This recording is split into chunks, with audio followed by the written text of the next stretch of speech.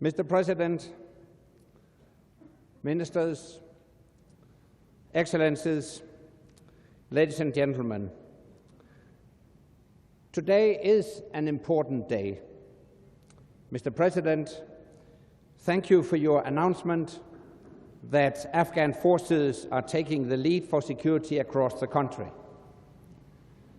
This is a day for Afghans to be proud, and I'm proud to stand with you.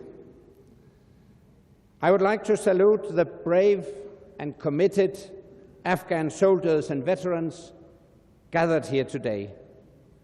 Men and women from different ethnic groups from all across the country, and I pay tribute to the families and loved ones of those who made the ultimate sacrifice to defend their country and protect their people. They have fought to ensure that international terrorism no longer finds safe haven in Afghanistan, and many have shed their blood for this cause. We honor the memory of those whom we have lost. We also pay special tribute today to the wounded servicemen. In front of you are seated young soldiers from the Afghan National Security Forces and from the International Security and Assistance Force. You today represent all the brave servicemen from this country and from our 50-nation coalition who have sacrificed so much for our joint efforts. We honor you. I am equally proud of the determination and professionalism of our ISAF service members from 50 nations across the world carrying out the mandate of the United Nations. The National Defense University is a powerful illustration of Afghanistan's progress. 5 years ago, before construction could begin, this site still needed to be demined. Now it is the place where the very best of the Afghan army leadership is trained to defend this country and help build a better future. 10 years ago, there were no Afghan national security forces.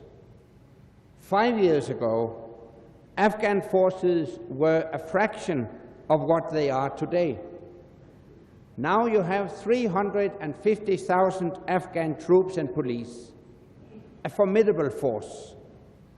And time and again, we have seen them dealing quickly and competently with complex attacks, defeating the enemies of Afghanistan and defending and protecting the Afghan people.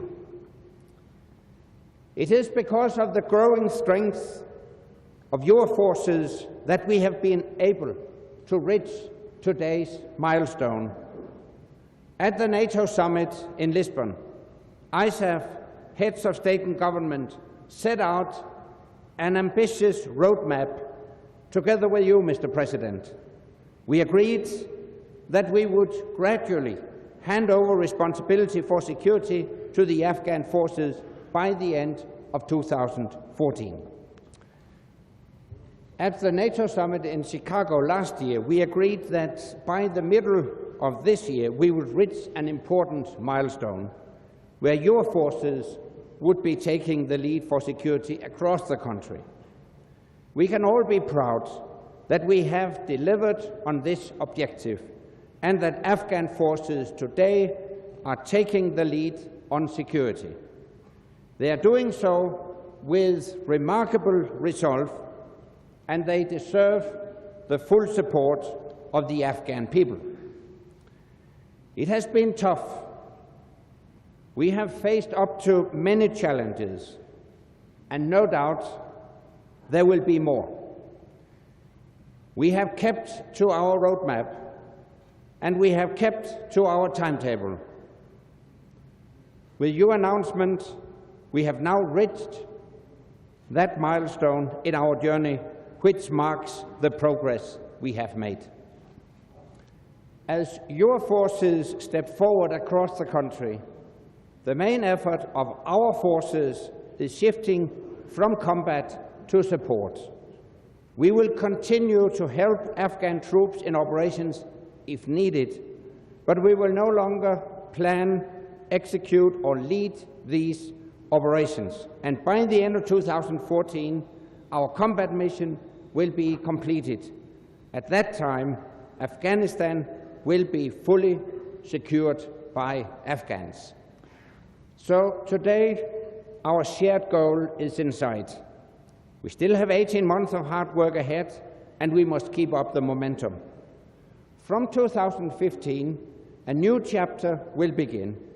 We need to sustain and build on the progress we have made, and NATO is ready to play its part. Together with our partners, we are planning a new and different mission: resolute support. The aim is to train, advise, and assist Afghan forces. We will also play our part in the broader international efforts to ensure the long-term sustainment of the Afghan security forces.